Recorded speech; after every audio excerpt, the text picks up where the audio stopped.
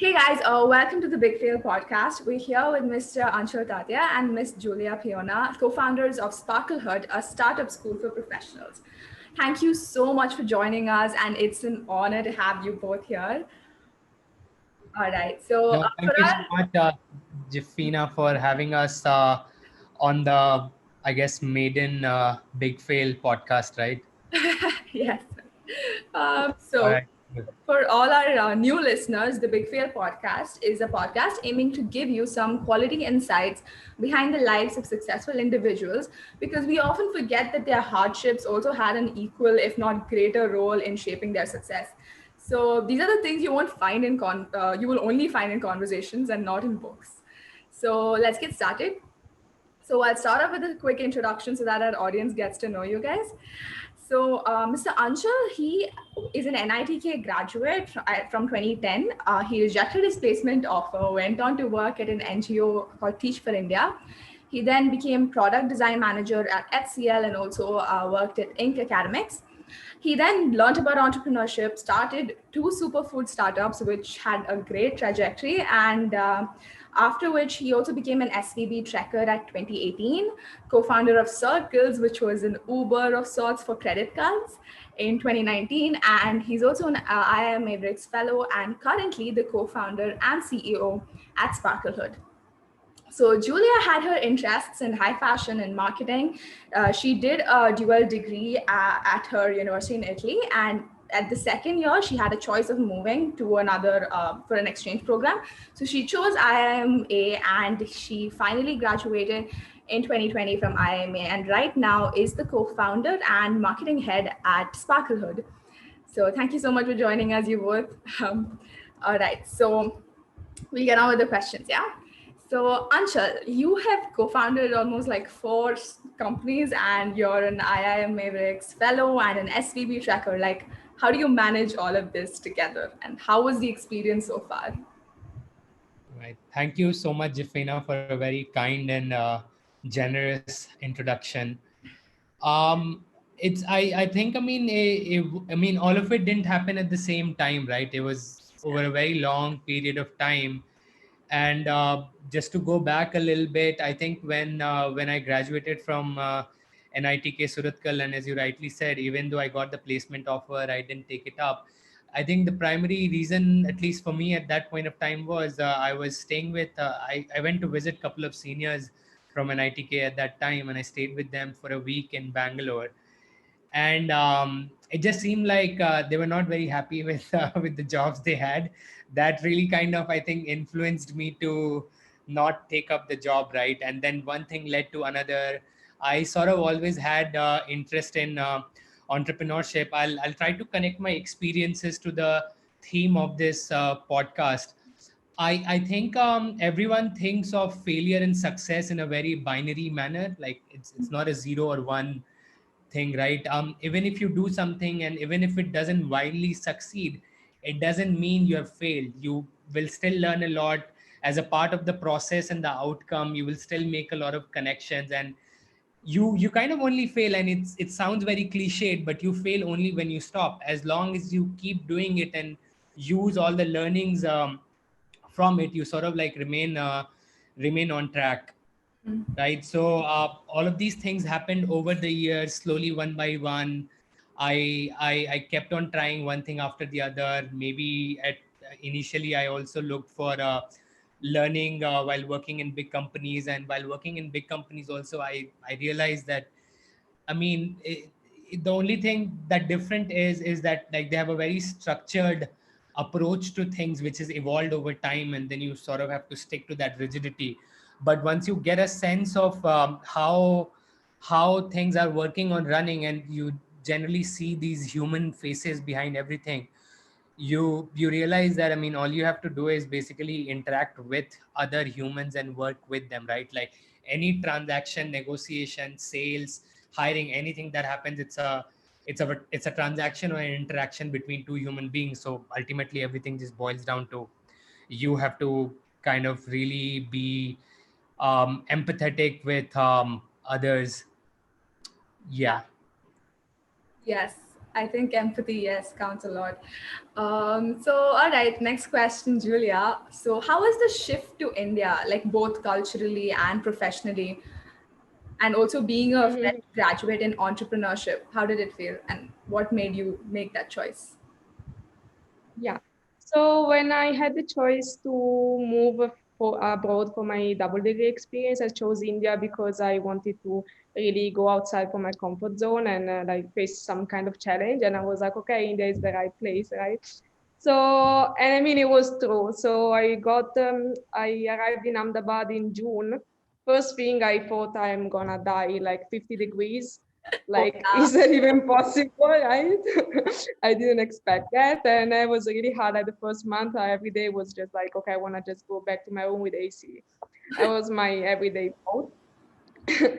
But apart from the heat, I mean, of course, like everything is very different, and like even like how people interact, and I also find very very different how like even like group works and classes.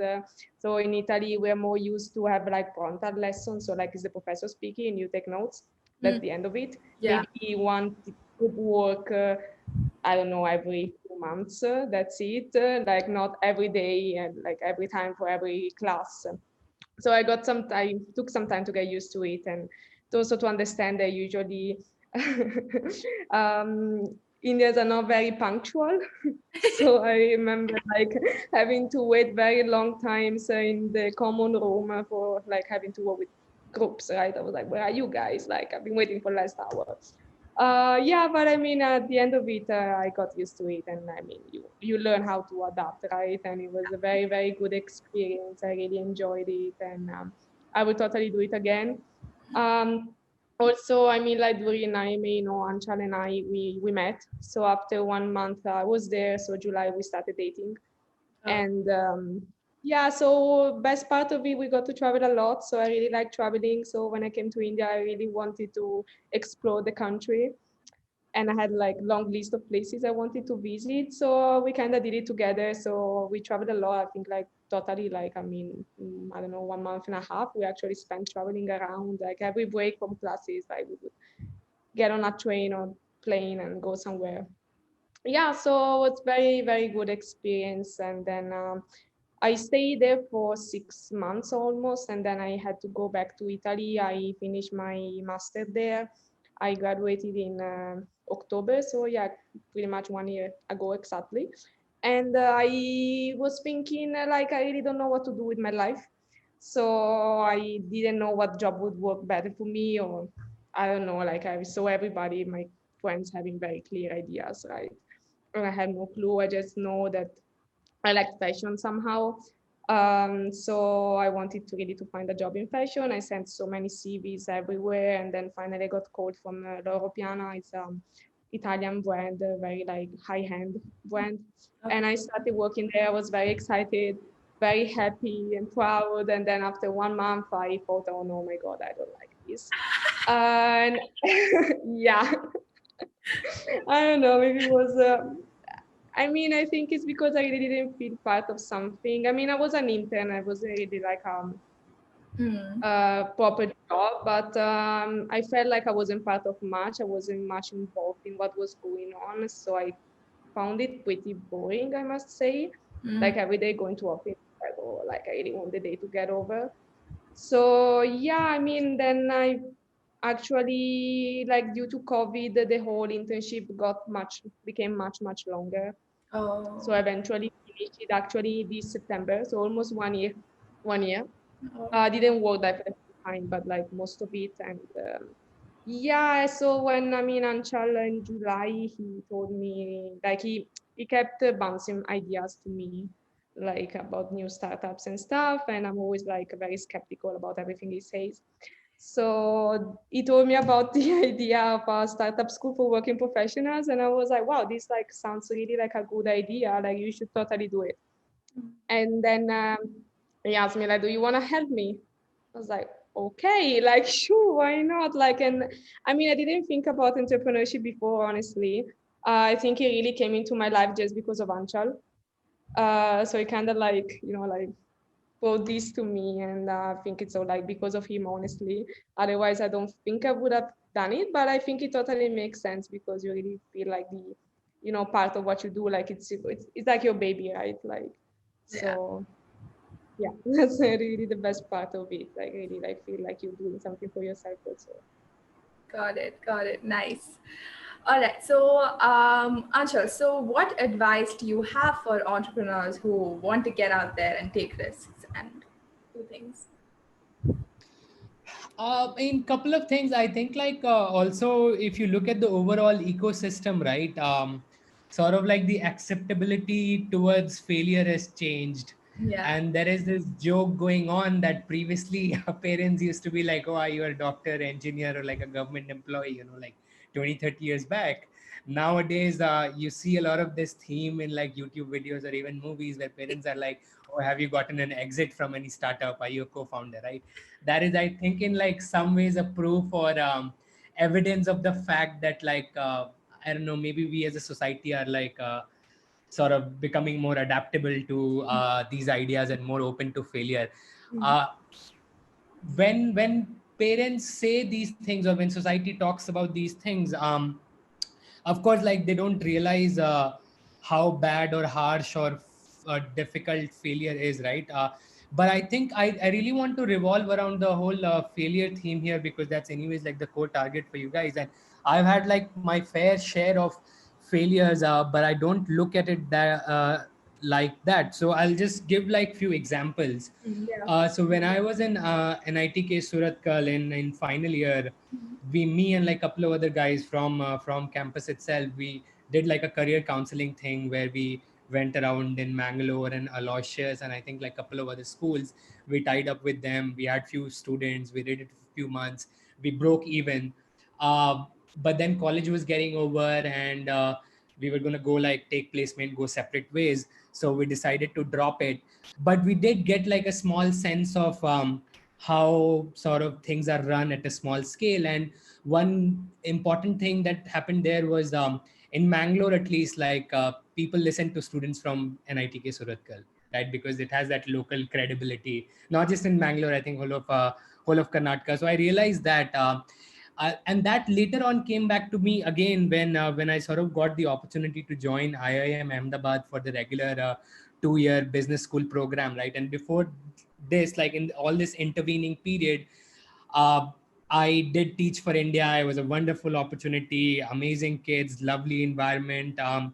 Got it, like that is a sort of experience which you're extremely happy because it's very emotionally connected. Your kids call you bhaiya, they keep hugging you, they share your lunch with you, right? That Yeah. is not something which you will get in any other kind of industry or job.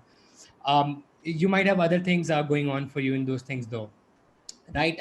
So in 2014 I got another chance when my uncle was setting up a factory, and before that, as you said, I was working as a product design manager with HCL Learning, whereas handling teams of 20 to 120, their B2C sort of portfolio, a lot of different products, product design, go to market strategy.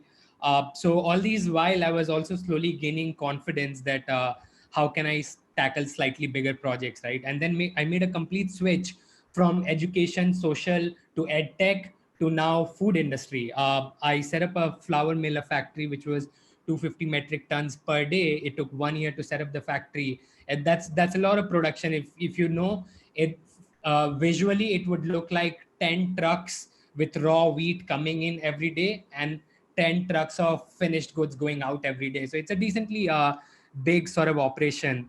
Yeah. And I did that without any background in food industry, right? So my approach to that was when we got started was basically just keep talking to a lot of people, right? So if you're exploring something or doing something, just like explore and talk to as many people as you can. And these people can be either your potential customers, or this could be some kind of supplier, vendor, consultant, or any other eco sort of like stakeholder in that ecosystem or the problem that you're trying to solve. You can map it down on a piece of paper, figure out who all are involved at different hierarchies. And when you have these conversations, different people at different level of hierarchy, or depending on where or what they do, they bring in very unique perspective, or they approach things from how they think through. And when you are running business, a lot of times you will realize that it kind of becomes difficult to figure out what really is the truth. like different people will say different things, and you might have like conflicting situations that time.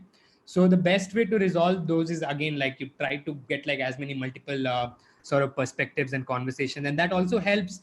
Let's say if you're doing a startup, in a startup, if you're building a new product for some kind of community, for example for Sparklehood, when we got the idea initially, when I shared the idea with Julia, it was basically based on the insight that we all of us went to really really good schools and colleges, and we were lucky and fortunate enough, that doesn't happen to everyone, but we were surrounded by extremely smart and brilliant people, and a lot of them are like way smarter than us also, right? And I, being this sort of like the spark startup guy trying to do it over and over again, uh, I would whenever I would meet anyone, I would keep asking them, like, what's going on, do you have any new ideas, what are you working on, these kind of conversations. And they would say something, and few months down the lane I would meet them again, and nothing has happened, right?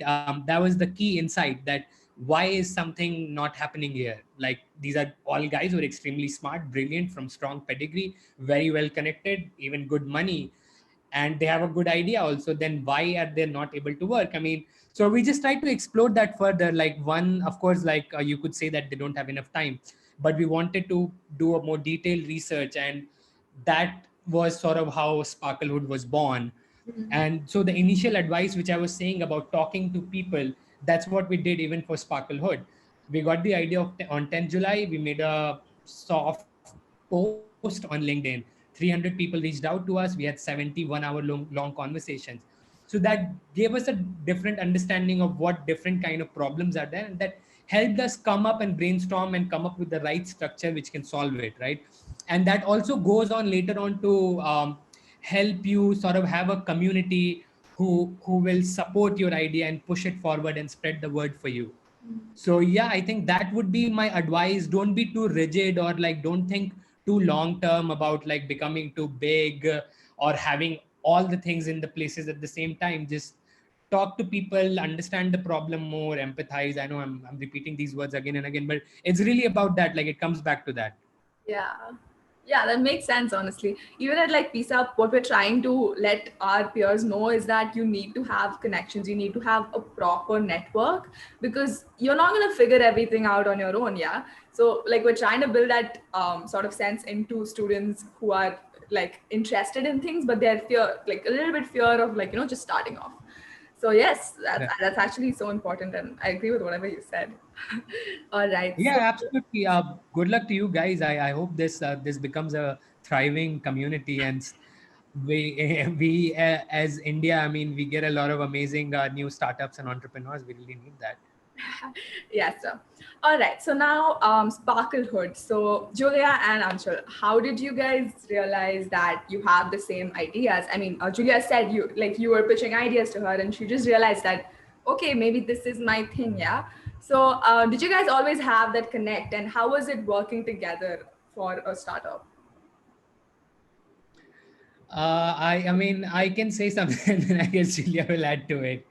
Um, so for us, it's slightly different, right? We're also in a relationship, and we have known each other for a very long time. I think like till Sparklehood happened, we hadn't really thought of like working together on anything. We might have just like have, like those nice couple discussions of like doing this or doing that, but it was not really like in a, I don't know, in a more like practical or discipline. It was just like an idea, like fascination, right? It wasn't like real.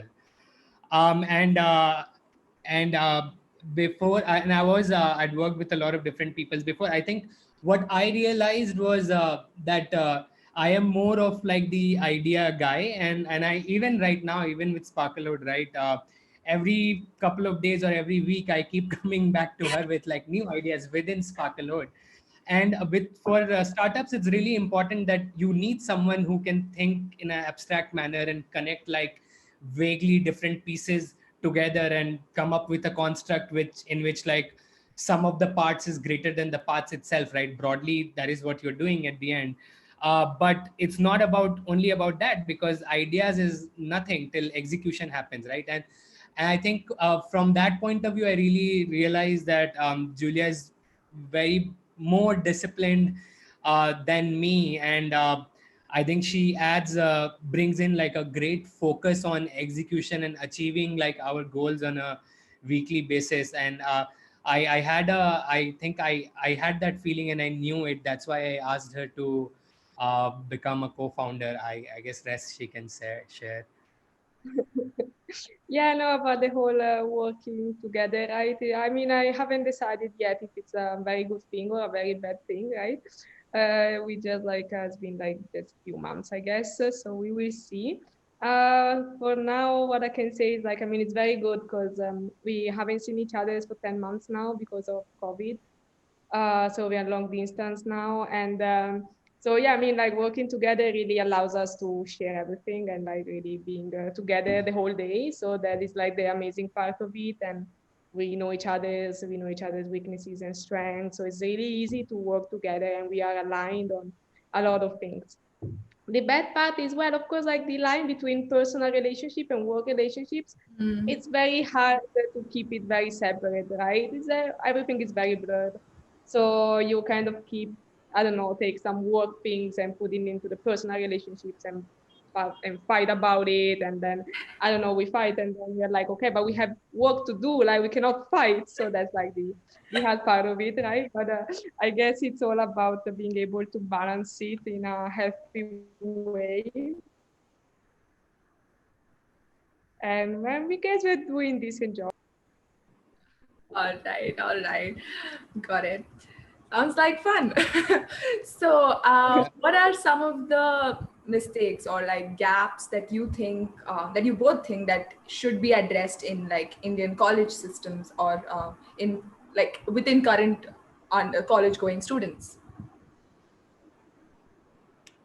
Uh, Julia, do you want to take that up first? Uh, Or yeah, sure. Like, I mean, honestly, I can talk more about Italy because my experience in India, of course, is much shorter. And to Yeah. be honest, when I came to India, I thought that entrepreneurship is much more taken into consideration in colleges over there All right. that here. Like, yeah, so that was my impression because I mean, when doing my studies in Italy, I think I never heard anyone saying, I want to do something on my own. Mm-hmm. Like, pretty much nobody. It's very rare. Like everybody's thinking about getting a job, and like all my classmates were like, "Oh, we want to get into McKinsey and Bain." That was like the only thought for everybody. Is like, so it is really like never thought about entrepreneurship before because it didn't really like come across in a way from in my school. There are a few things that there's some like speed me up thing like with some incubator, but I guess even professors on the environment did they really push you for that. Mm-mm-mm. So yeah, so I think actually IMA was like more, let's say, advanced in that way. I mean, that was my feeling at least. Yeah. yeah, just to add to that, I mean, I think like I can connect my experience more to NITK Surathkal and IIM Ahmedabad. Even though like in IIM Ahmedabad, a lot of students don't go out to do entrepreneurship like right after the college, but you would see that a lot of them do after sort of there's like a sweet spot after they have worked for 2 3 years. A lot of them have gained experience in some industry or some kind of problem statement or some niche, right?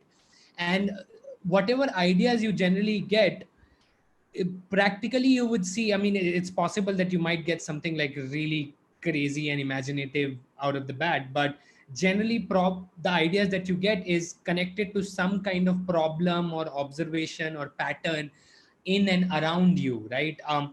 And the thing is that on campuses, like for example, most of the students, the ideas they would get would be around food because you would go to classes and come back and eat in mess. So a lot of ideas would be around food.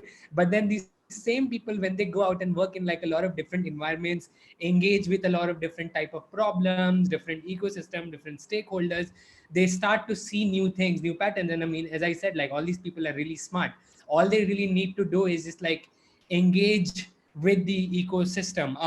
So I think one of the things that is lacking though, which and the IIM Ahmedabad had was good, was that the whole approach to education system was very open because it's a case based method. So you study sort of like business dilemmas or problems, and then you just debate on it. There is no right answer. The idea is basically to just develop a habit of thinking through things, right? Like having a structured approach to thinking or clarity of thought. In engineering colleges, I guess it's kind of difficult to have, but in hindsight, what I would have liked when I was in NITK Suratkal, I don't know, maybe it has changed now. Still, the whole thing was about like students trying to get grades and like studying a couple of days before the exams. I don't know if it's still the same, but I really feel like all of us work so hard to get into these colleges, right? Like you work your ass off, and then once you get there, you don't really feel like, oh, you're going to be like a real engineer, like you're going to build something. I think I'm not able to like put the hammer on the nail in the right way, what the structure or the solution should be, like what the college should effectively change. But I think the focus should really be on like people trying to build stuff. It shouldn't just be like, like learning in class and passing the exams. It really sucks. And I think that's also maybe one of the big differences in, I don't know about the European education system as much, but US and India for sure. So even if the college doesn't support you, I would still insist that like really like build stuff yourself. Like that really helps. Yeah. All right. That's great. Yes, we do believe that too.